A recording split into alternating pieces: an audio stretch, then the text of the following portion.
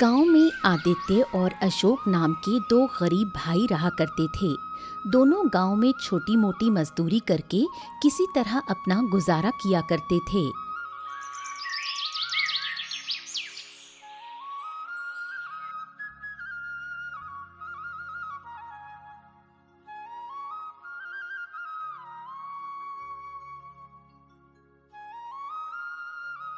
शाम के समय आदित्य अपने घर पर आता है और अपने भाई को मौजूद न पाकर अपनी पत्नी रज्जो से पूछता है। रज्जो, अरे ये अशोक कहाँ गया? अभी तक लौटा क्यों नहीं? तुम्हारा भाई तो अब एकदम निकम्मा हो गया है। न कोई काम करता है, न कमा कर लाता है। दिन भर बस यूं ही गांव की गलियों में आवारागर्दी करता रहता है। ये सुनकर आदित्य का चेहरा गुस्से से तमतमा उठा। दरअसल आदित्य अंदर से बेहद लालची किस्म का व्यक्ति था। आने दो, आज उस नालायक को तो बताता हूँ मैं। बड़ा आया।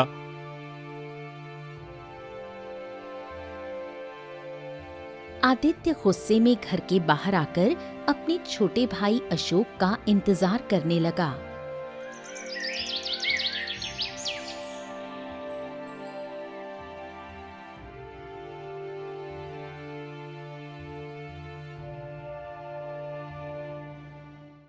क्यों रे, कहाँ मर गया था तू अशोक? हैं? भैया, वो काम की तलाश में गया था। बड़ा आया काम की तलाश में। अरे बस यूं ही काम की तलाश में ही घूमता रहेगा या कुछ करेगा भी? अरे कोई भी छोटा मोटा काम पकड़ ले। ये घर मुफ्त की रोटियों का अड्डा नहीं है और मैं कोई मूर्ख नहीं हूँ जो दिन रात मेहनत करके कमाऊं और तू आवारा घूमते हुए हराम की खाए। अरे मेरी बीवी हैं, कल को बच्चे होंगे, उनके बारे में भी सोचना है मुझे। समझ गया? ये कहकर आदित्य गुस्से में घर के अंदर चला गया। अपने भाई की कड़वी बातों से अशोक अंदर तक टूट गया और बिना कुछ खाए ही चुपचाप सो गया।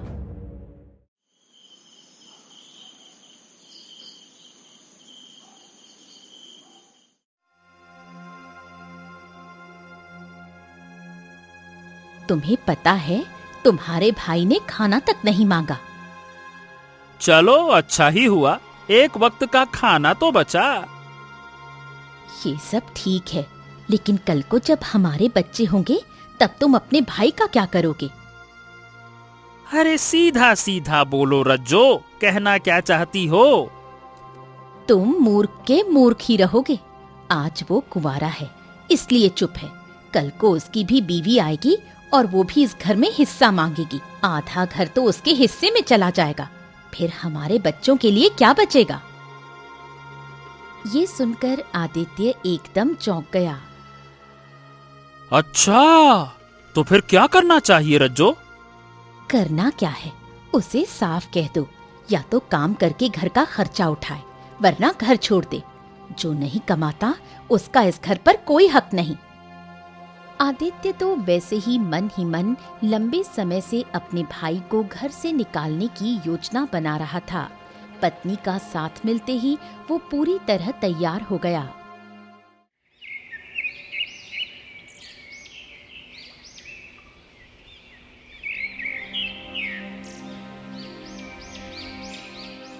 देखो भाई अशोक, मैं क्या कह रहा हूँ कि पिताजी ने ये घर हमारे नाम बराबर बराबर किया था, लेकिन अब तो तुम मेरी ही कमाई की रोटी खा रहे हो।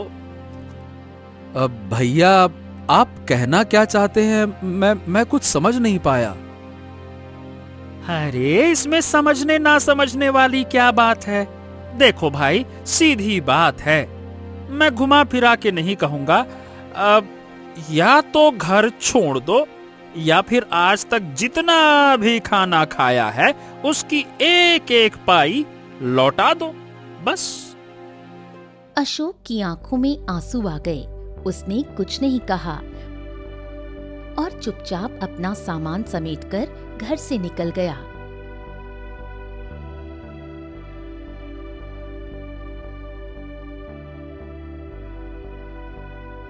इधर अशोक अपनी आंखों में आंसू लिए गांव के एक पेड़ के नीचे बैठ गया। तभी वहां से गांव का मुखिया गुजरा। अरे क्या बात है अशोक, क्या हो गया? तुम ऐसे उदास क्यों बैठे हुए हो? हाँ, क्या कहूँ मुखिया जी, भैया ने मुझसे मेरे खाने पीने का हिसाब मांग लिया। कहते हैं कि आज तक उनके घर में उनकी कमाई से जितना भी खाया है उसका एक एक पाई मैं उनको दे दूं। जितनी भी रोटी खाई है उसकी कीमत चुका दूं, नहीं तो घर छोड़ दूं। अब काका, आप तो जानते हैं कि मैं बेरोजगार हूं, कहां से चुकाऊंगा? इसीलिए छोड़ दिया घर, चला आया। सब कुछ पीछे छोड़कर, सब पीछे छोड़ दिया मैंने। अशोक का चेहरा आंसुओं से भीगा हुआ था। अब वो पूरी तरह अकेला हो गया था। बस बस बस बस, शांत हो जा बेटा, शांत हो जा। दिल छोटा मत कर अशोक। गांव में, मतलब गांव के बाहर मेरी एक पुरानी झोपड़ी है, बरसों से खाली पड़ी है। तुम चाहो तो जब तक चाहो वहां रह सकते हो, जाओ। हाँ मुखिया जी, मैं जीवन भर आपके इस उपकार को नहीं भूलूंगा। बहुत बहुत धन्यवाद आपका, बहुत बहुत धन्यवाद। मुखिया मुस्कुराते हुए वहां से चला गया।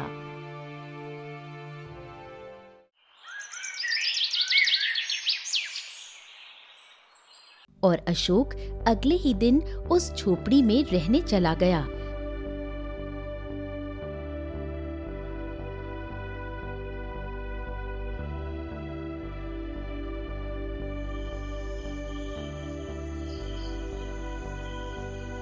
अशोक रात भर बड़ी मेहनत से झोपड़ी की साफ सफाई करता रहा और मेहनत के बाद उसने झोपड़ी को रहने लायक बना दिया।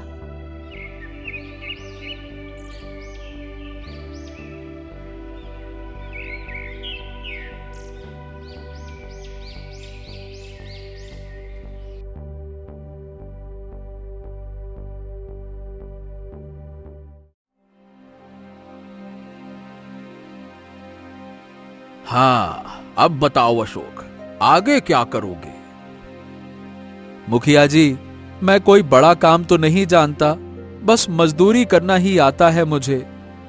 देखो बेटा, गांव छोटा है, यहाँ मजदूरी का काम मुश्किल से मिलता है, लेकिन जंगल में लकड़ियां काटो और दूसरे गांव में बेचो, ये बड़ा अच्छा काम है। लकड़ियां अच्छे दामों में बिकती हैं और कमाई भी बढ़िया हो जाती है। अशोक को मुखिया की सलाह पसंद आई।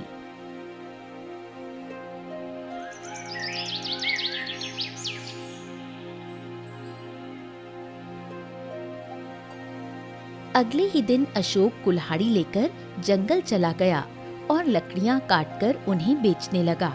कुछ ही समय में उसकी आमदनी अच्छी होने लगी।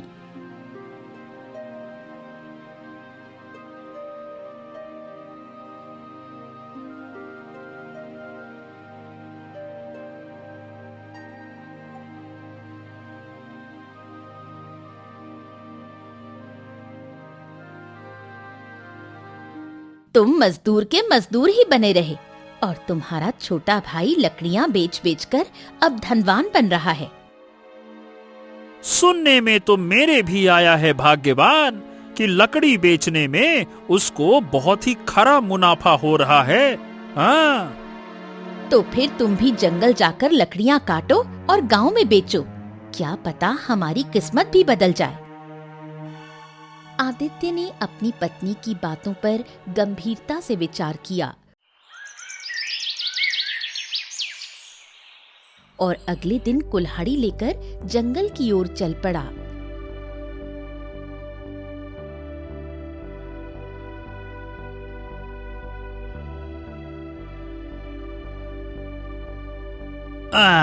हाँ, ये पेड़ की लकड़ियां बड़ी मजबूत लग रही हैं। वृक्ष भी काफी पुराना है। ठीक है, बस यही काट कर बेचूंगा, बड़ा अच्छा मुनाफा होगा। रुक जाओ। जैसे ही आदित्य कुल्हाड़ी उठाता है, उसकी नजर झाड़ियों के पीछे कुछ चमकती हुई चीज पर पड़ती है। अरे, वो क्या है? वो दौड़कर झाड़ियों की ओर गया और देखा एक सुनहरा चमकदार अंडा वहां पड़ा हुआ था, जो चमकीले कीड़ों की तरह चमक रहा था। ओह, हे भगवान, हे भगवान, हे भगवान, तूने तो पहले ही दिन मेरा भाग्य बदल दिया। सोने का अंडा। अगर पहले पता होता तो मैं तो कभी मजदूरी ही ना करता। तभी एक भारी सी आवाज आदित्य के कानों में गूंजी। इस अंडे को ले जाने से पहले एक बात सुन ले। इस अंडे को अपनाना होगा, तभी तेरा भाग्य बदलेगा। अचानक पीछे से आई आवाज से आदित्य चौंक गया और पीछे पलटा। इस अंडे के साथ जो कुछ भी तुझे मिलेगा उसे अपनाना होगा, तभी ये तेरा भाग्य बदलेगा। हाँ हाँ साधु महाराज, क्यों नहीं अपनाऊंगा। ये अंडा भी मेरा हो गया और जो कुछ भी इसके साथ है वो भी मेरा है।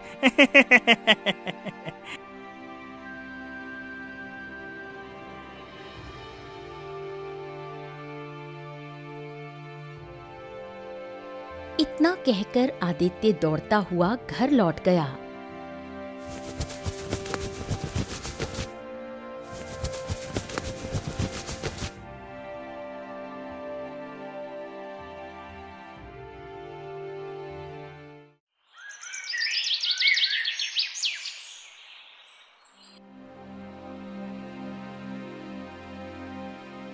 अरे, ये अंडा तो काफी बड़ा लग रहा है और ये पूरा सोने का है। कहाँ से मिला? जंगल में, और कहाँ। और सुनो, एक साधु मिले थे। उन्होंने कहा कि इस अंडे के अंदर से जो कुछ भी मिलेगा उसे अपनाना होगा, तभी ये अंडा हमारा भाग्य बदल देगा। अजी, छोड़िए उन साधुओं की बातों को। जरा सोचो, इस अंडे को कितने अच्छे दाम पर बेच सकते हैं। पूरा खेत खरीद सकते हैं।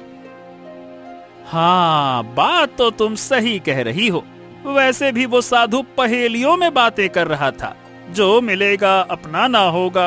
अरे, जब सोने का अंडा ही मिल गया है, बस अंडे का मिलना ही तो मेरे भाग्य का बदलना है। आदित्य की आंखों में चमक आ गई। एक काम करता हूँ भाग्यवान, कल सुबह ही राजगढ़ जाकर इसे अच्छे सुनार को बेच आता हूँ।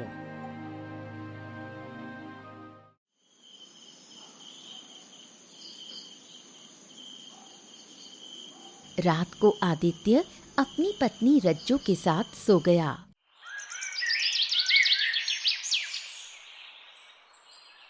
अरे ओ रज्जो, मेरी प्यारी रज्जो, उठो, मैं राजगढ़ की ओर जा रहा हूँ। रज्जो उठकर बैठ गई। आदित्य जैसे ही सोने के अंडे को उठाने ही वाला था कि अंडा अचानक हिलने लगा और देखते ही देखते फट गया। अंडे के अंदर का दृश्य देखकर आदित्य और रज्जो दोनों स्तब्ध रह गए। अरे, इसके अंदर तो मैना पक्षी है और ये तो घायल लग रही है, बहुत ही बीमार है। मैना पक्षी धीरे धीरे आंखें खोलकर उन्हें देखने लगी। अरे, लेकिन भाग्यवान, साधु महाराज ने तो कहा था कि अंडे के अंदर जो कुछ भी होगा उसे अपनाना होगा, लेकिन ये तो बहुत ही घायल और एक बीमार मैना है। अगर इसे घर में रखेंगे तो फालतू में गंदगी करेगी और हो सकता है बीमारी भी फैला दे। बताओ, तुम क्या कहती हो? तुम सही कह रहे हो, तो फिर इसका क्या करें? इसे फेंक देते हैं। अरे नहीं नहीं नहीं नहीं, इसे फेंकते नहीं है। एक काम करते हैं ना, इसे अशोक को दे देते हैं। अशोक जैसा मूर्ख ही इसे पाल सकता है। हमें तो बस सोने के अंडे से मतलब है। ऐसे में चिड़िया भी सुरक्षित, अंडा भी हमारे पास और बेचकर मुनाफा ही मुनाफा। पहली बार तुमने कुछ सही कहा है। आदित्य मैना पक्षी को उठाकर सीधा अशोक की झोपड़ी की ओर चला गया।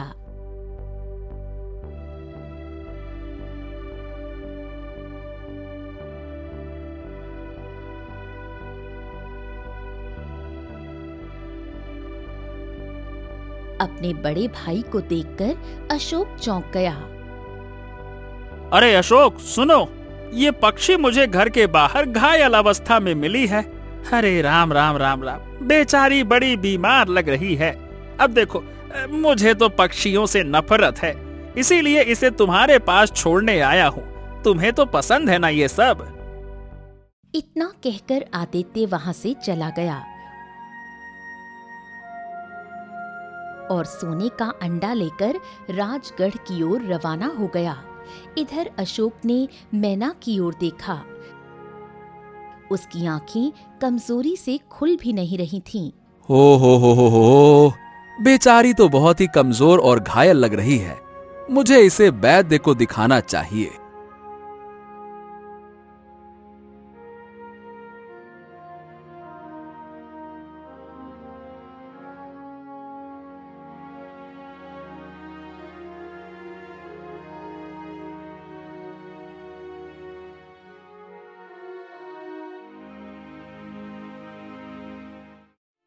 वैद्य जी, जरा देखिए तो सही, ये बेचारी मैना पक्षी बहुत ही बीमार और घायल है।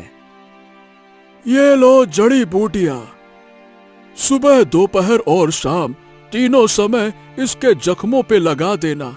चिंता मत करो, कुछ ही समय में ठीक हो जाएगी। ठीक है, जाओ।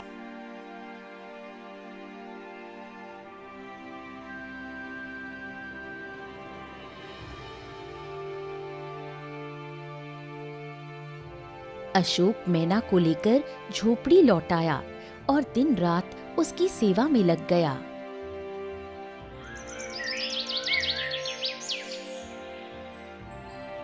राजगढ़ से लौटकर आदित्य ने स्वर्ण मुद्राओं से भरी पोटली अपनी पत्नी के हाथ में रख दी। अरे, इतनी सारी स्वर्ण मुद्राएं! अरे मेरी प्यारी रज्जो, वो अंडा बहुत ही महंगे दामों में बिका है। हम माला माल हो गए। इसका मतलब मेरी सोच बिल्कुल सही थी। अब एक काम करो, इस धन से एक बड़ा खेत खरीद लो। अगले ही दिन आदित्य ने एक विशाल खेत खरीद लिया और खेती करने लगा।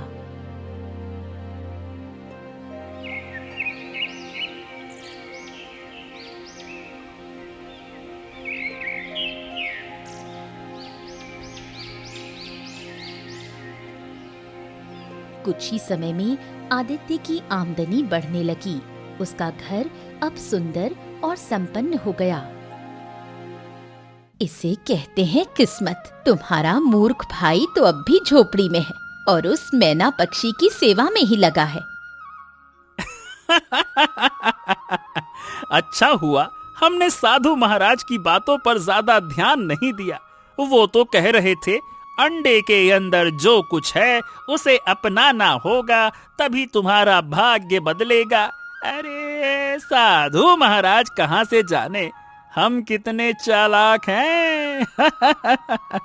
अगर हम उसे अपनाते तो ना तो हमारे पास धन आता और ना ही मान सम्मान। हम भी अशोक की तरह ही गरीब रह जाते, मैना को पालते हुए। क्यों, सही कहा ना मैंने? ये कहकर आदित्य हंसने लगा और रज्जो भी उसके साथ हंसी में शामिल हो गई।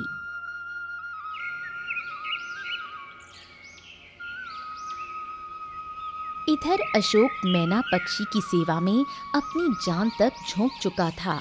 मैना के जख्म अब लगभग ठीक हो चुके थे, लेकिन वो अब भी बीमार सी लगती थी और उसकी कमजोरी नहीं जा रही थी। हो, तुम्हारे सारे जख्म तो भर गए हैं, लेकिन न जाने कौन सी बीमारी है तुम्हें जो ठीक होने का नाम नहीं ले रही। वैद्य जी भी कह रहे थे कि उन्होंने हर तरह की जड़ी बूटी आजमा ली, लेकिन कुछ असर नहीं हो रहा। क्या करें? अशोक इतना ही बोल पाता है कि अचानक मैना पक्षी उसकी ओर देखकर इंसानी आवाज में बोल उठती है। मेरी बीमारी जड़ी बूटियों से ठीक नहीं होगी अशोक। मैना के मुंह से इंसानी आवाज सुनकर अशोक चौंक गया। डर से वो पीछे हट गया और उसे घबराकर देखने लगा। डरने की जरूरत नहीं है अशोक, कम से कम तुम तो मत डरो। इस संसार में केवल तुम ही हो जिसने मेरी निस्वार्थ सेवा की है, जबकि तुम्हारे भाई ने तुमसे झूठ बोला। अब क्या क्या मतलब है तुम्हारा? मेरे भाई ने मुझसे झूठ बोला? क्या तुमने नहीं देखा तुम्हारे भाई के दिन अचानक कैसे बदल गए? वो जो एक मामूली मजदूर था, आज उसके पास खेत है, धन है, मान सम्मान है। हाँ, लेकिन भैया शुरू से मेहनती थे, तो हो सकता है कि उन्होंने कोई व्यापार किया हो और मुनाफा हो गया हो। नहीं, तुम्हारे भाई को जंगल में एक सोने का अंडा मिला था। उसी अंडे से मैं निकली थी, घायल और बीमार अवस्था में, लेकिन उसने मुझे नहीं अपनाया, तुम्हें सौंप दिया और स्वयं सोने का अंडा बेचकर राज्य में धन कमाने चला गया। ये सुनकर अशोक गहरी सोच में डूब गया। वैसे मुझे इस बात का कोई अफसोस नहीं है। मुझे तो खुशी है कि जब भैया तुम्हें देकर गए थे तो तुम बहुत बीमार थी, बोल भी नहीं सकती थी। देखो, अब तुम्हारे सारे जख्म भी भर चुके हैं।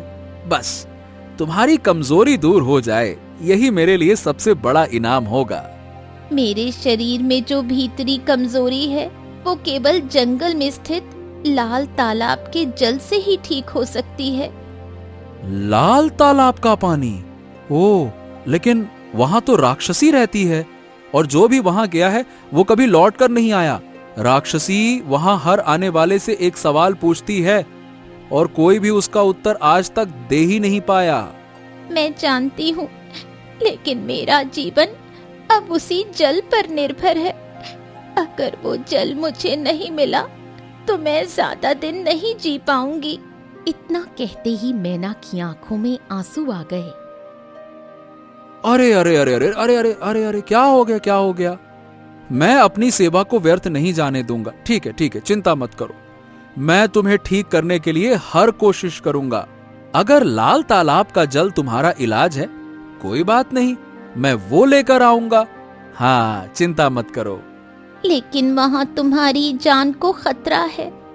अरे, मुझे ईश्वर पर भरोसा है मैना।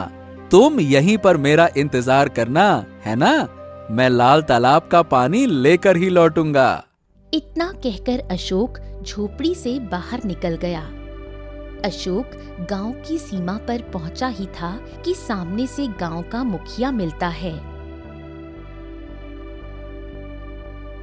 अरे अशोक, कहाँ भाई? इस समय कहाँ जा रहे हो? मुखिया जी, वो मैं लाल तालाब जा रहा हूँ। मैना ने बताया कि उसका इलाज लाल तालाब के जल में है। अशोक की बात सुनकर मुखिया चौंक गया और डर से पीछे हट गया। अरे ये क्या बकवास कर रहे हो अशोक? न जाने वो मैना है भी कौन, समझ नहीं आ रहा।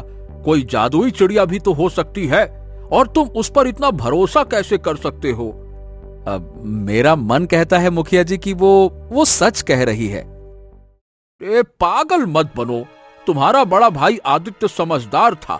उसने जानबूझकर उस मुसीबत को तुम पर टाल दिया और खुद धन बटोरता गया, और तुम ये मैना को पालने में लगे हुए हो। अरे भाई, काम धाम करके आगे बढ़ो। अशोक ने मुखिया की बात का कोई जवाब नहीं दिया और चुपचाप आगे बढ़ गया।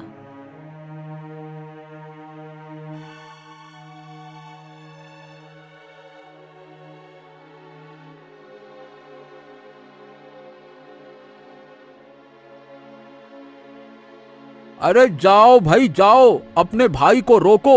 वो लाल तालाब जा रहा है, उसकी जान को खतरा है, खतरा। मुखिया की बात सुनकर आदित्य और उसकी पत्नी रज्जो जोर जोर से हंसने लगे।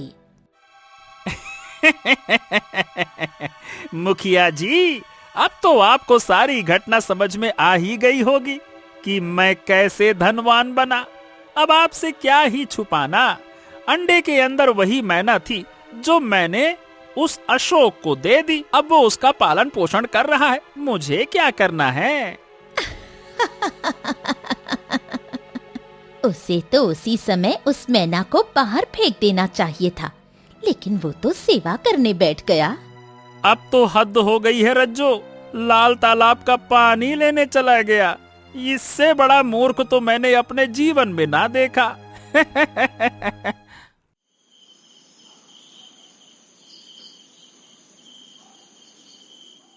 अरे कैसे भाई हो तुम? अरे तुम्हारा छोटा भाई मौत के मुंह में जा रहा है और तुम उसका मजाक उड़ा रहे हो। मुखिया जी, रात बहुत हो गई है, आप भी अपने घर जाइए, सोइए और हमको भी चैन से सोने दीजिए। अशोक अब मेरा भाई नहीं रहा।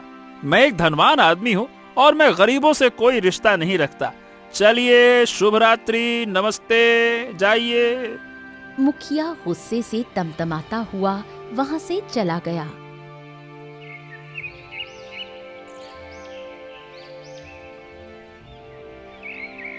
अशोक लाल तालाब की ओर बढ़ ही रहा था कि अचानक रास्ते में वही साधु मिल गया जो पहले आदित्य से मिला था। रुको पुत्र, कहाँ जा रहे हो? अशोक ने साधु को देखकर सारा हाल सुना दिया। तो अब समझ में आया। अच्छा, क्या तुम्हें पता है लाल तालाब में राक्षसी वास करती है? हाँ साधु महाराज, मैं सब जानता हूँ, लेकिन मैं बस किसी भी तरह से मैना की जान बचाना चाहता हूँ। क्यों? एक साधारण पक्षी के लिए अपनी जान खतरे में क्यों डाल रहे हो? इंसानियत के नाते साधु महाराज।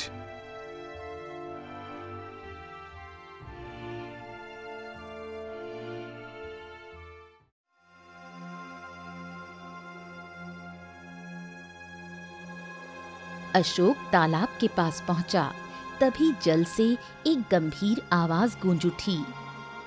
इस तालाब का जल लेने से पहले एक प्रश्न का उत्तर देना होगा। पूछो।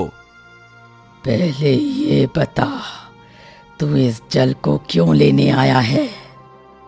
अशोक ने पूरी घटना विस्तार से बताई। कुछ देर सन्नाटा रहा, फिर वही आवाज गूंजी।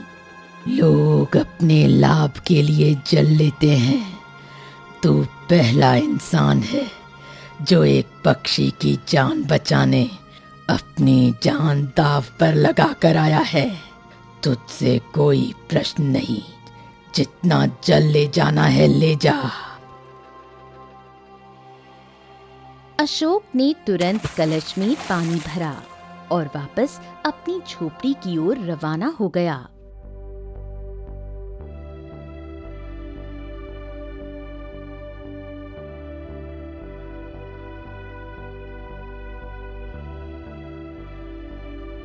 झोपड़ी में मैना पक्षी अब भी उदास बैठी थी। अशोक को देखकर उसकी आंखें चमक उठीं। तभी वहां मुखिया आ गया। हाँ। अरे वाह वाह वाह वाह अशोक, तुम्हें देखकर बड़ी खुशी हो रही है। लगता है कि तुम पानी लाने में सफल रहे, है ना? हाँ मुखिया जी, मैं पानी ले आया। तभी आदित्य और रज्जो वहां पहुंच गए। अरे ये क्या? मैं तो ये सोचकर आया था कि अब तेरी मौत की खबर मिलेगी, लेकिन तू तो। अशोक ने कोई उत्तर नहीं दिया। वो सीधे कलश को मैना के आगे रखता है। हाँ, अब लो मैना, पहले तुम जल पियो। मैं तुम्हें इस हालत में और नहीं देख सकता। पियो पियो पियो, आराम से पियो, लो। मैना ने जैसे ही जल पिया, वो रंग बिरंगे प्रकाश में लिपट गई और देखते ही देखते एक सुंदर राजकुमारी में परिवर्तित हो गई। ये देखकर मुखिया, आदित्य और रज्जो की आंखें फटी की फटी रह गईं। हाँ, तुम तो मतलब राजकुमारी सुलेखा हो। तभी अचानक रंग बिरंगे प्रकाश में वही साधु प्रकट हुआ। मैंने तुझसे कहा था, अंडे के अंदर जो कुछ भी मिलेगा उसे भी अपनाना होगा, तभी तेरा भाग्य बदलेगा। लेकिन मैना पक्षी तेरी किस्मत में थी ही नहीं, तूने उसे अपने हाथों से अपने छोटे भाई को सौंप दिया। साधु महाराज, आखिरकार ये सब क्या माजरा है? मैं बताती हूँ। मैं बहुत घमंडी थी। एक दिन जंगल में शिकार करते वक्त मैंने एक कबूतरी को मार दिया। यही साधु महाराज ये सब देख रहे थे। क्रोधित होकर इन्होंने मुझे श्राप दे दिया कि मैं एक घायल मैना में बदल जाऊंगी। इतना बोलकर वो चुप हो गई। कुछ देर बाद राजकुमारी ने फिर सिर झुकाकर कहना शुरू किया। जब मैंने क्षमा मांगी तो इन्होंने कहा, यदि कोई व्यक्ति मुझे निस्वार्थ रूप से अपनाएगा, मेरी सेवा करेगा और लाल तालाब का जल लाकर मुझे पिलाएगा, तभी मैं श्राप से मुक्त हो पाऊंगी। इसीलिए मैंने आदित्य को चेताया था, लेकिन उसने धन चुना और तूने सेवा। मेरे पिता बहुत प्रसन्न होंगे। मेरा कोई भाई नहीं है और मैं तुमसे ही विवाह करूंगी। तुम ही इस राज्य के भावी राजा होगे। अशोक मुस्कुराने लगा और आदित्य और रज्जो सिर झुकाकर वहीं खड़े रह गए। राजकुमारी सुलेखा अशोक को महल में ले गई और विवाह कर लिया। अशोक अब पूरे राज्य का राजा बन गया।